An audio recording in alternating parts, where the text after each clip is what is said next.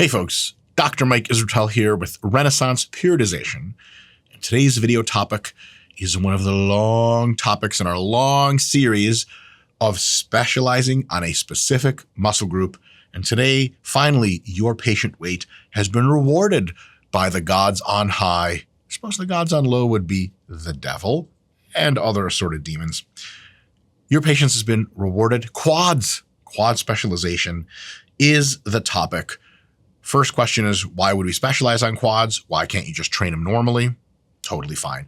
If you're training your quads normally and they're growing like weeds, hey, you just keep doing what you're doing. If you want to specialize, there could be a few reasons you want it to do it. One, normal's not good enough. You want your quads to grow faster for no good reason at all. Another one is you could just want your quads to be bigger than they are proportionally with the rest of your body. That could be just because you want enormous quads. That's fun for its own sake. And two, your quads might really be lagging behind, especially like your upper body, or your glutes and hams and calves are really big, but your quads are small. That's a like awkward look every now and again. So you want to train quads in order to really accelerate the gains. And the cool thing about specialization is that if you limit the training of other muscle groups to some extent, and you really train the living crap out of a specific muscle group to some extent, then it allows your resources to shift towards supporting that muscle group's growth. Specialization is kind of like your number one ultimate, I'm going to try as hard as possible to grow this particular muscle effort. Whatever it's going to take, I'm going to put it in there, right? Tier one priority versus the idea that you train all your muscles relatively similarly. And then you say, you know what, my quads is just not growing like the rest of my body. Well, that's because you haven't tried this one weird trick. So what is the weird trick? Well, there's tons and they're not really tricks. But the basics of specialization, the very reason why it works is a couple of things. And they're both the reasons why it works. And they are the things that actually specialization is composed of. Right? Like armor on a tank is really thick and hard to penetrate. And that's also why it works. The reason it's there so nothing penetrates it. You folks are familiar with penetration of all kinds. I'm sure you know what I'm talking about. I was talking about penetration testing in computer security. Perverts. All right.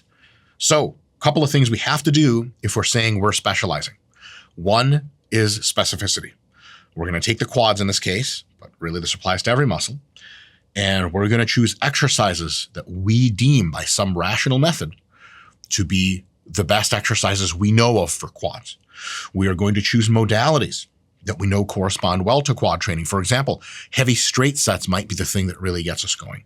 Or we know that myo reps work super great for quads. And we know drop sets maybe don't work as well because our lungs are super, the thing that ends up being a limiting factor, and there's not a lot of quad training, more lung training, cardiovascular training. So we could keep those on the back burner or keep them away. We want to stick to our most powerful modalities that work really well. There is a time in training to experiment with other stuff and see how it works. Specialization is not that time. Specialization is the time to use the stuff you know works really well, but in an enhanced manner. And of course, that involves techniques. Like when you're doing a particular exercise, you're going to alter your technique such that it hits quads the most. So for example, if you're squatting, you're not going to squat back and down as much as you're just going to squat straight up and down, letting your knees come forward, really taking load for the quads. And this affects things like repetition ranges, right? Sometimes quads respond really well to ultra heavy, sometimes ultra light, sometimes the middle. If it's all three for you, then you can use all three ranges. But if heavier or lighter works better for you, it's probably good for you to focus more on that range during a specialization phase because, again, we're really trying to grow our quads, and we got to use the best weapons that we have. Next, we have to use those weapons early when we're energized and fresh. So if you want to really focus on your quads, it's not a good idea to do stiff-legged deadlifts first, and then calves first, and then hamstring curls first, and then glutes, and then, quads, that's right. I hate training them, so I put them in the end. Nonsense. You get too tired, and your systemic fatigue limits your muscles' ability to contract and stimulate growth. Your local fatigue actually contributes to growth, so that's what we want to be the limiting factor. So in many of the days of the week in which we design our program, maybe not all, but many, quads are going to be either first or second on the docket every time you step into the gym. That sucks. If you don't want big quads and you're a wuss and you can't harden up and train your quads, damn it, like men used to when they were men back in insert year here, the 50s. Those are good men. The 30s, the 1910s. Oh, real men, not like today with TikTok. In any case, quads trained fresh, quads trained with their best tools. And it's been shown numerous times that at least in short timescales, several months, higher frequencies that you can recover from generally tend to work better than lower frequencies. If you really want a muscle to grow now, at some point, the fatigue usually of joints and connective tissues kind of takes off and hangs out and needs to be brought back down. So it's not really sustainable to train with ultra high frequency. But the quads, if you want higher frequencies, don't train your legs once a week. That's not a leg specialization plan. At least 2 times a week quad training and sometimes 3. The example I'll give you later is 3 times a week. And since quads really sap your systemic abilities, they contribute the most fatigue that any muscle, a group in the body by itself contributes. Like if you just train quads, you look a certain different way than if you just train hams or just train back. You're the most tired, you're the most dilapidated. And thus, if you want quad training to go best with specialization, and you want to be able to do as much quad training as possible so the quads locally fatigue, and that's what's stopping you from doing more, you're doing the most that the muscle can handle, not the most that the system can handle. You're going to want to bring down other muscle groups to maintenance volume so that the system fatigue isn't overwhelmed by them as well, right? So, if you think of your resources, recovery adaptive resources that you have as a pie, if you're going to cut a big ass slice for the quads, the other slices are going to have to be smaller for your other muscles. Pretty straightforward. It's like you cut yourself a big slice and then grandma's like, oh, I love cake. It's my birthday. And you're like, yeah, grandma, here's a spoonful of cake. You're old. You don't need to be eating cake. Here's a smell of cake. What's that? Don't have your sense of smell anymore? Let's just call the nursing home then. Bye. Fucked up. Why would you ever speak to your grandma like that? That's between you and their computer screen in front of your face. So higher frequencies, awesome. That's going to impose a shitload of fatigue. So we're going to take some muscles, put them on back burner. How many muscles? Well, here's the thing. Since quads have a shitload of systemic fatigue, I would recommend taking the number of muscles you think is going to be enough to lower to maintenance and add one group to that, right? How many muscles, typically in my experience, do you have to reduce to maintenance level training, which is like roughly 1/3 of the volume? Gee whiz, probably 2 or 3 if they're the average size muscle. So what I would say is if you want quad priority, take chest and back, put them on the back burner. Shoulders, biceps, and triceps. 3 muscles, but they're smaller, all on the back burner. Quads on the front burner, hams, calves, and glutes on the back burner. Totally fine as well. Ultimately, you could be insanely systemically prepared and be able to layer in tons of quad training without going down in all of your volumes for all the arm muscles, or for even many of them. What I would say is err on the side of going easier on more muscles.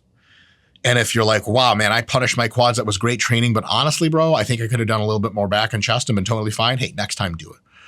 What you don't want to do is do a situation where you like lower the other muscles just a tiny bit, and then 1/3 of the way through your quad mesocycle that's super specialized, you're like, man, I'm systemically just cashed out. I don't even want to be at the gym anymore. But how are you going to train quads? Arguably the hardest muscle to train, with combination of how much amplitude and pain and external load it has to be used with. You want to give yourself all the advantages. All right. So when you're constructing your specialized plan, I would give some thought to 2-time or 3-time a week quad training frequency. 3 times is what I'm going to be demoing here. And of course, ideally put the quads fresh and put the rest of the legs or some upper body stuff on the back burner. That's probably a good idea. Maintenance volume, roughly 1/3 of what you normally do. For exercises, I mean, technically the answer is include all of the high SFR exercises that the top SFR exercises. But to me, that looks a lot like a core of leg presses, hack squats, and free weight squats or Smith machine squats or whatever. Sort of compound, heavy-ish, high range of motion leg movements that are super biased to the quads seem to be the best SFR movements for me. And even if they tie other exercises for stimulus to fatigue ratio, what is termed the raw stimulus magnitude, like the sheer amount of stimulus they can make, forget about fatigue, can also be a lot.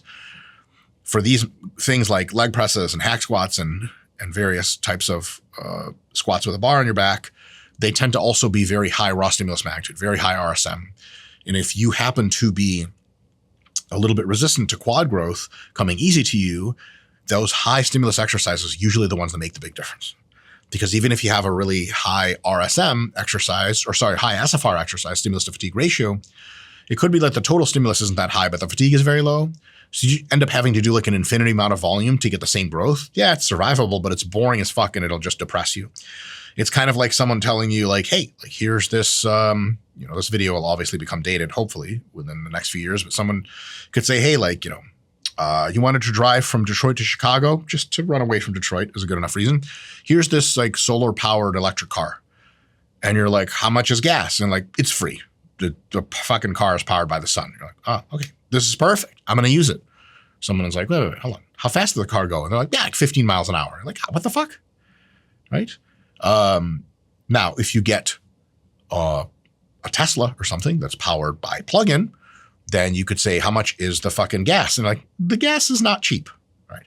How fast does it go? You're like, bro, as fast as if I can step on the pedal and try not to die. Like, oh, okay, sweet. So if you really have to get to Chicago fast, sort of an analogy, or if I really have to build my quads, Tesla's your better choice. Even though that it could be tied on the price of gas relative to speed, you fucking need a lot of speed, you're ready to pay the price. So if some of these exercises are hardcore, compound moves, squats and leg presses and all sorts of crazy hack squats with a full range of motion, there's a reason for that. Because they can drive the biggest stimulus, and sometimes that just raw ability to drive stimulus is what's holding somebody back if they aren't able to grow their legs traditionally, right?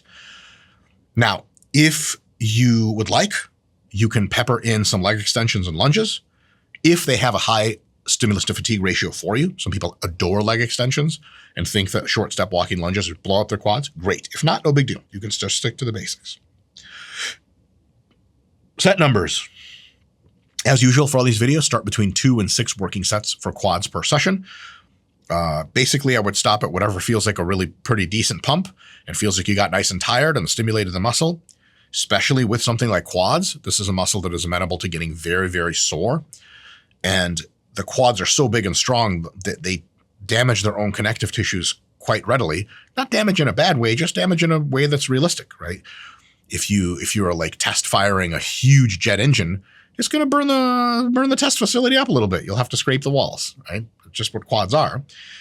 Because that's the case, I would in the first week or two stop very comfortably, a little earlier than you thought. As soon as you get a decent pump, stop. Because then ideally you'll get just a little bit sore.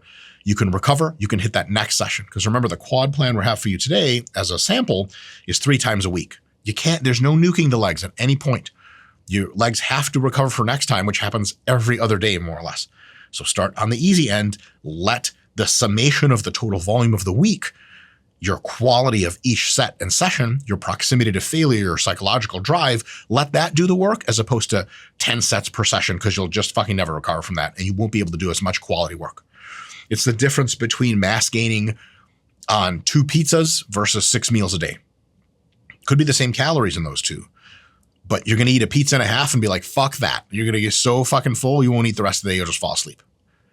And then what? You didn't do jack shit. Also, the quality of the pizza's macros is not as high as the quality of the macros in 6 meals. Actually, quite a good analogy. I'll be patting myself on my incrementally hairier shoulders. Do you guys have any solution for body hair, by the way? I just don't know what to do. And hopefully in the comments, you guys can help me out. Let's see who only watches the video that far to miss the joke that I know almost everything there is to know about hair removal. And yet I embrace my Eastern European ancestry nonetheless. That's pride. All right. Something you know nothing about. Camera. I know you guys feel like I'm talking to you, and in my head, I really feel like I'm talking to you as well, but I'm just staring at a weird lens. It's almost like talking to one of those squiddy things that kills people and fishes them out of the Matrix, you know? The camera, there's no soul in there. Scott, the video guy, can we get like a human face stapled in so I can pretend I'm talking to somebody? What face would you Justin Bieber. Easy money. All right. Loading and reps. Here's the big thing. You want the rep ranges that give you the best SFRs. The most tension in the quads, not the knees, not the hips. The most burn in the quads at high reps. humongous pumps, humongous levels of just quad fatigue and perturbation where you're like, holy fucking noodle legs, that's shit. Heavier is not better unless it does those things. So if sets of 6 are amazing for your quads because it feels like you're tearing your fucking quads into bits, amazing. Sets of 6 it is. But if sets of 6 only makes your knees and hips feel fucking hurt and your spine is tired and your quads are like, it's not the right thing, right? So use the rep ranges to give you the best stimulus to fatigue ratio, the most pump, burn, etc., and the least like joint connective tissue pain and just sheer nuisance and annoyance at the whole fucking process. If you're going to go heavier earlier on average in the session and go heavier earlier on average in the week, such that you go a little heavier earlier in the week and more moderate and light towards the end of the week. That means you front load the connective tissue shit. And then as the week goes on, you hit the muscles really hard, but your connective tissue heals a little bit. So the next time you come back next week, next Monday, big connective tissue hit is something you're ready for because you're not summating a ton back to back to back to back. A really decent way to try to increase by a small fraction your probability of injury at any one time is to consistently session after session after session train heavier and heavier and heavier. So we prefer to go heavy, light, lighter, heavy, light, lighter, heavy, light, lighter. That all gets heavy over time, but within the week and between weeks, you get this heavy and then relaxed kind of effect. All right. So that's just setting up the plan. How do you progress? Set numbers. You start at whatever, and then you essentially figure out, okay, am I sore and really tired in my next session of training? So Monday I did quads. I did 3 sets of squats, let's say. Wednesday I came in, and before I started doing hack squats, or as I started doing them, I noticed I wasn't sore at all, and I barely even got sore to begin with, and I felt so fucking strong. Holy shit. Well, that's sweet, but that's a little bit more showing off than it is doing the hard work. You should feel the burden a little bit. So next week, instead of 3 sets of squats on Monday, try 4 sets. So add a set if it's really, really easy. If you are barely healing on time, like you got sore, but you just healed today and today's the time to train. And if you feel nice and strong and recovered, but if I asked you like, hey, what about 12 hours ago? You're like, no, 12, 24 hours, I was not ready. Then what we're really doing is stimulating as hard as we can until we stimulate it again to recover, and then doing that process over and over. That's really almost ideal. Don't change your volumes then.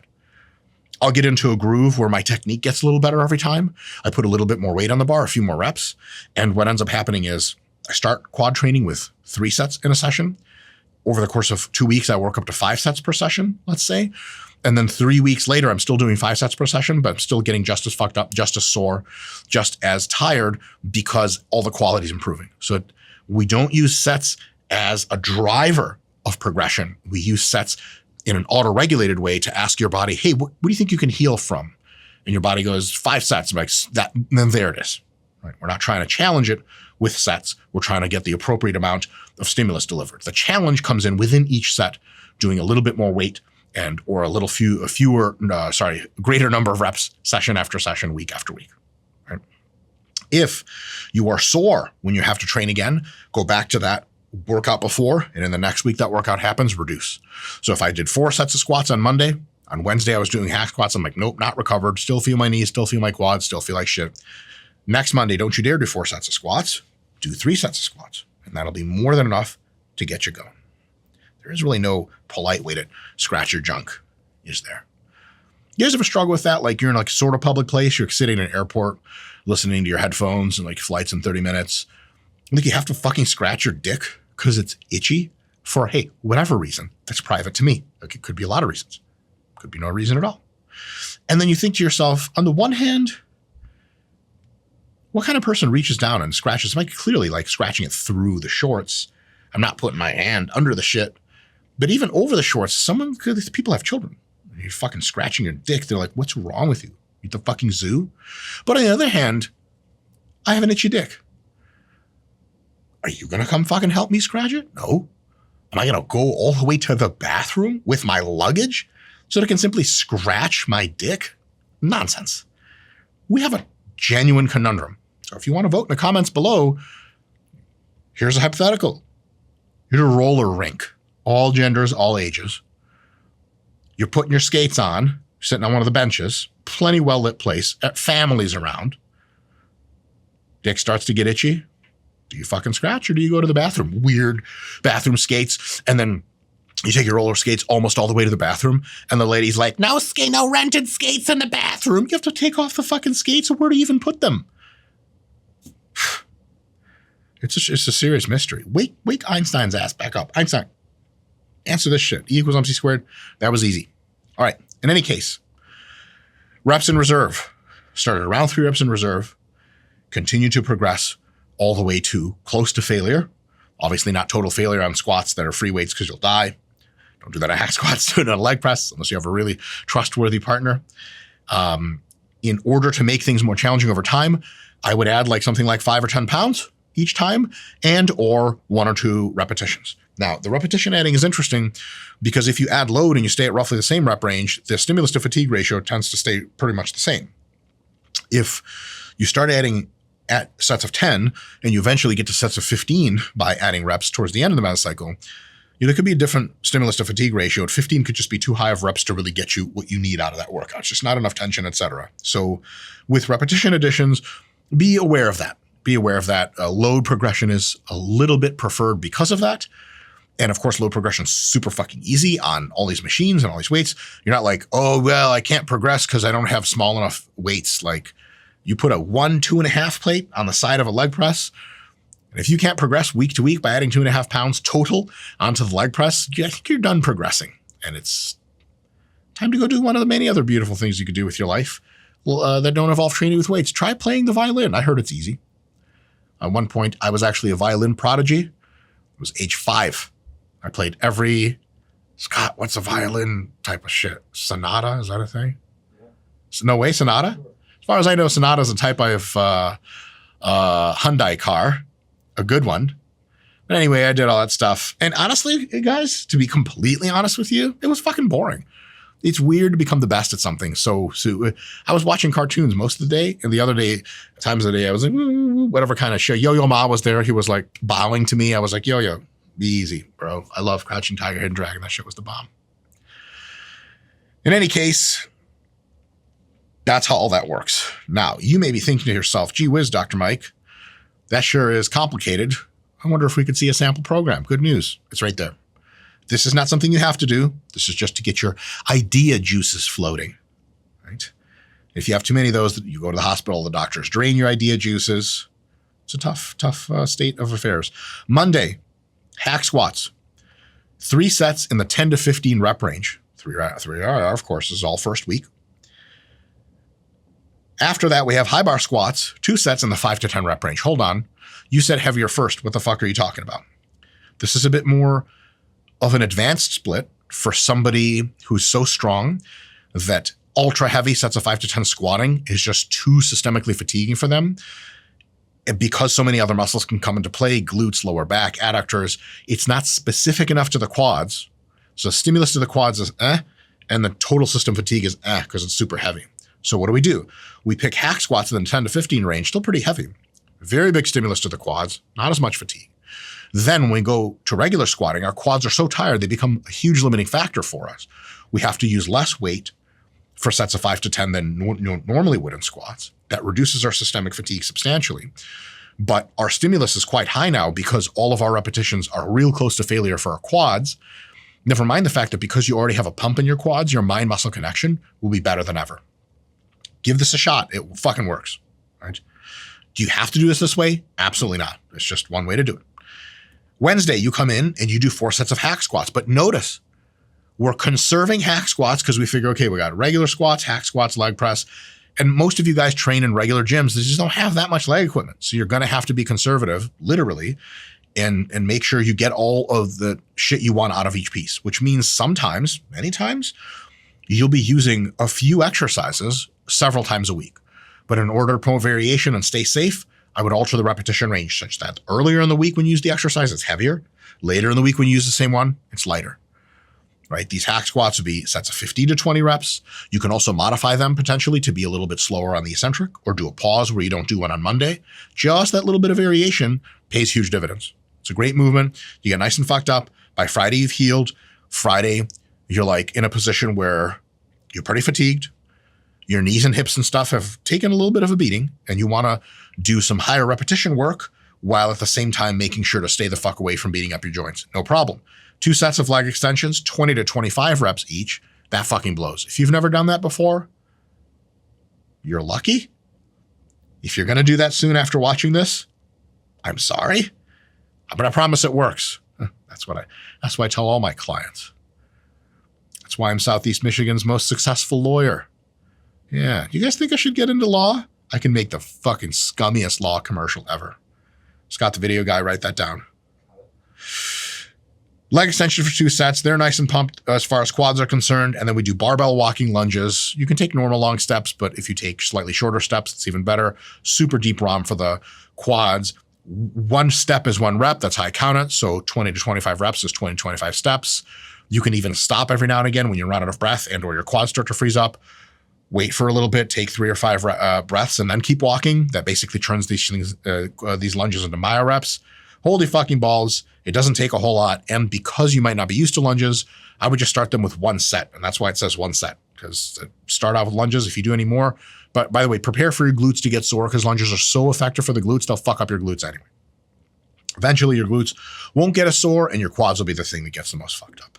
Now, what would happen if we were to pretend to do this routine and then in the week before deload, what would the volumes look like realistically? This does not mean you have to shoot for them. As a matter of fact, that would be stupid.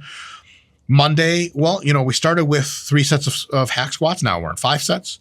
We started with 2 sets of regular high bar squats. Now we're at 3 sets, 8 sets of quads. That's a fuckload. That's a lot. Hopefully you can recover by Wednesday, where now you do 7 sets of hack squats. That's quite a bit of an increase, but if you can recover, that's great.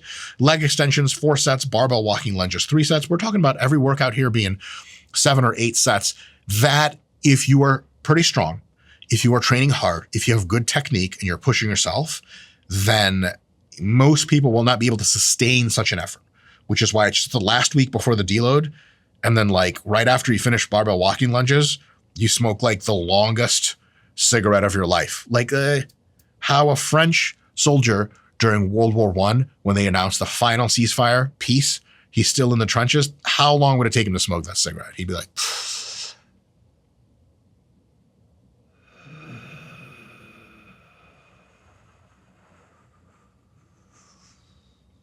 like that. Because fuck doing that any more than once every 2 months. If you can sustain it, amazing. Most people can't. So add your volume as you see fit. If you're able to recover from a little bit more, add a few sets here and there. See where you get to. The goal is never to do as much volume as possible. The goal is to do the smallest amount of volume that checks all the boxes of I'm training as hard as possible. Same. All right. Now, this all sounds really good. Specialization sounds fun. It sounds exciting. It sounds like your quads are going to grow. Finally, you'll be at the, Scott the video guy, why don't you name me a random social place? Coffee shop. And that one girl that always orders the mocha latte, whatever the fuck, and you remember verbatim what she orders because you're that kind of incel. And all of a sudden she walks by you and she's like, excuse me. And you're like, oh, I'm sorry. And you shake with your coffee and step back and she turns to you and she looks longingly into your eyes and says, I just noticed your quads for the first time. But then what does she do next? She just does this. And you're like, Jabba the Hutt? It's gross to do even to myself. What's wrong with people? You can't go to a fucking Starbucks and have a normal conversation. In any case, you'll have big quads, you'll be happy, and you'll ask the question of, how can I just keep specializing? And the answer really is yes. So you can specialize for 3 mesocycles in a row. Increase difficulty, deload, that's 1 meso. You can do that 2 more times, and then you will probably be in shambles. Your knees and hips and everything else is going to be like, fuck that. Your quads are going to be resistant to growth. It's going to take so much volume to even stimulate your quads that your systemic fatigue is going to cap you, and you're going to be like, that, nope, no can do. Then what you can do is take like a 2-week active rest phase where you barely train at all, come back, and you can just do another quad focus meso, or take a low volume phase, 4 weeks long or so, maybe you do an active rest phase, total of 6 weeks, come back and do another quad prioritization meso. You specialize on quads again, changing the exercise a little bit, changing the rep ranges a little bit, and then running more or less a very similar template again.